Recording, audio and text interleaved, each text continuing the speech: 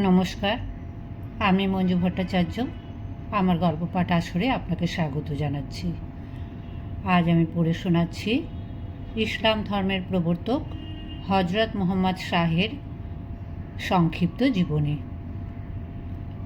ইসলাম ধর্মের প্রবর্তক হজরত মুহাম্মদ শাহ ছিলেন সর্বশ্রেষ্ঠ এবং সর্বশেষ নবী। মানুষের ইহলৌকিক মুক্তির জন্য তিনি ধরাপৃষ্ঠে আবির্ভূত হয়েছিলেন। তিনি জন্মেছিলেন মানুষকে অজ্ঞতা, অশিক্ষা, কুশিক্ষা ও কুসংস্কার, অরাজকতা থেকে মুক্তিদানের উদ্দেশ্যে। শান্তির অমৃত বাণী নিয়ে তিনি তাঁর জীবনব্যাপী মানুষের মুক্তির জন্য চেষ্টা করে গেছেন। তাঁর আবির্ভাবে ধন্য হয়েছিল ধরাধাম। 570 খ্রিস্টাব্দের 12ই রবিউল আউয়াল তারিখ সোমবার ভোরবেলা মক্কার বিখ্যাত কোরাইশ বংশে জন্মগ্রহণ করেছিলেন হজরত মুহাম্মদ শাহ। অবশ্য এ ব্যাপারে ঐতিহাসিকদের মধ্যে মতভেদ আছে। কারো মতে 8ই, কারো মতে 9ই, কারো মতে 12ই রবিউল আউয়াল তারিখে, কারো মতে তিনি 571 খ্রিস্টাব্দে জন্মগ্রহণ করেছিলেন। হজরত মুহাম্মদ শাহের পিতার নাম আবদুল্লাহ, মাতার নাম আমিনা, দাদার নাম আব্দুল মোত্তালিব, নানার নাম ওয়াহাব ইবনে আবদে মুনাফ। পিতা আবদুল্লাহ তার জন্মের পূর্বেই মারা যান। মা মারা যান তার 6 বছর বয়সে। মায়ের দুধের অভাব হওয়ায় হজরত শাহ হজরত হালিমার দুগ্ধ পান করেন 2 বছর বয়স পর্যন্ত। ছোটবেলায় পিতৃমাতৃহারা হয়ে হজরত শাহ দাদা আব্দুল মোত্তালিব ও চাচা আবু তালেবের স্নেহে ও যত্নে লালিত পালিত হন। শৈশবে এতিম হওয়ায় তিনি লেখাপড়ার সুযোগ সেভাবে পাননি। চাচা আবু তালেবের অবস্থা তত ভালো ছিল না, তাই হজরত শাহকে অল্প বয়সেই কঠোর পরিশ্রম করতে হয়েছে। তিনি মেষ চড়িয়েছেন, চাচার ব্যবসার কাজে সহায়তা করেছেন। হজরত মুহাম্মদ শাহ ছোটবেলা থেকেই ছিলেন চিন্তাশীল, পরোপকারী এবং সত্যবাদী। সত্যবাদিতার জন্য মক্কাবাসীরা তাকে আল আমিন বা বিশ্বাসী উপাধি দিয়েছিলেন।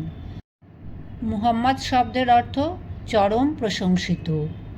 হজরত মুহাম্মদ শাহ তরুণ বয়সেই তার সাংগঠনিক জীবন শুরু করেন। তিনি মাত্র 17 বছর বয়সে হিলফুল ফাজুল নামে একটি সংগঠন প্রতিষ্ঠা করেন। এই সংগঠনের মূল লক্ষ্য ও কর্মসূচি ছিল অসহায় ও দুর্গতদের সেবা প্রদান করা, অন্যায়ের প্রতিরোধ ও অত্যাচারীকে নিবৃত্ত করা, মজলুমকে সাহায্য করা, বিভিন্ন গোত্রের মধ্যে শান্তি স্থাপন করা, এতিম ও বিধবাদের স্বার্থ সংরক্ষণ করা এবং দেশে শান্তি স্থাপন করা।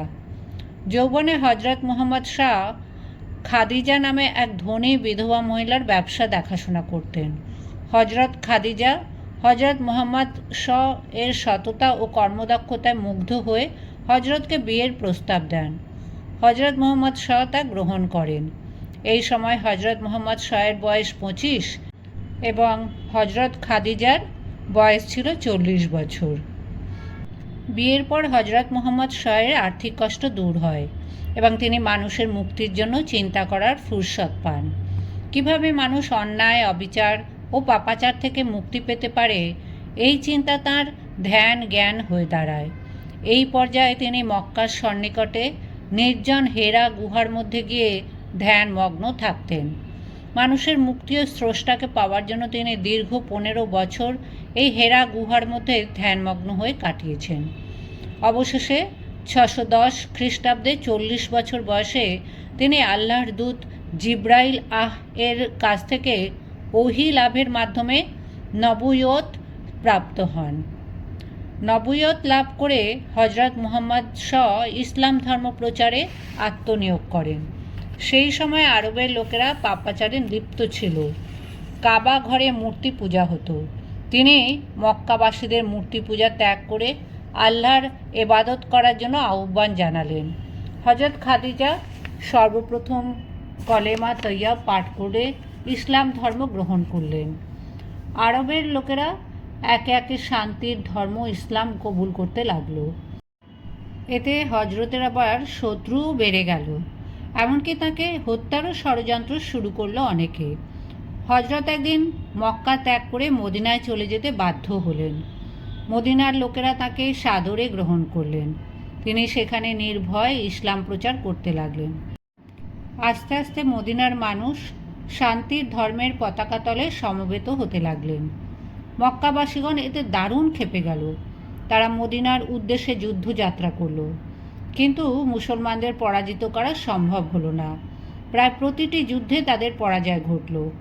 কোরাইশরা বুঝল মুসলমানদের বিরুদ্ধে যুদ্ধে জয়লাভ সম্ভব নয়। হিজরি 10ম সনের রমজান মাসে হজরত মুহাম্মদ 10,000 সৈন্য নিয়ে মক্কা বিজয় করতে রওনা হলেন। যুদ্ধে কাফেররা পরাজিত হলো। প্রায় বিনা যুদ্ধে হজরত মুহাম্মদ মক্কা জয় করলেন। মক্কার অনেক সম্মানিত ব্যক্তি ইসলাম কবুল করলেন। হজরত আবু বকর, হজরত ওমর ও হজরত আলী ব্যক্তিদের ন্যায় সাহাবীদের পেলেন। সমগ্র আরব জাহানের মানুষ ক্রমান্বয়ে ইসলাম ধর্ম কবুল করে ইসলামের সুশীতল ছায়াতলে আশ্রয় গ্রহণ করলেন। হজরত মুহাম্মদ বিভিন্ন সময় মোট 13টি মতান্তরে 14টি বিয়ে করেছিলেন। হজরতের কোনো পুত্র সন্তান ছিল না। শৈশবে সবাই মারা যায়। 3 কন্যা ছিল তাঁর। 632 খ্রিস্টাব্দের 12ই রবিউল আউয়াল তারিখে হজরত মুহাম্মদ মুসলমানদেরকে শোক সাগরে ভাসিয়ে 62 বছর বয়সে ইন্তেকাল করেন।